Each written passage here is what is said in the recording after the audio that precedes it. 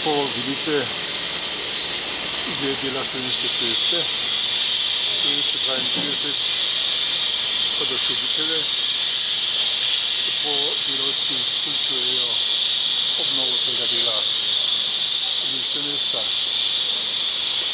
Odprta naj bi bila 9. maja, tako je bilo vse zapisano na uradni spletni strani mesta Ljubljane. Pa si pogledajmo kratek utrinek trenutnega stanja na dan 5. maja okoli 12. ure.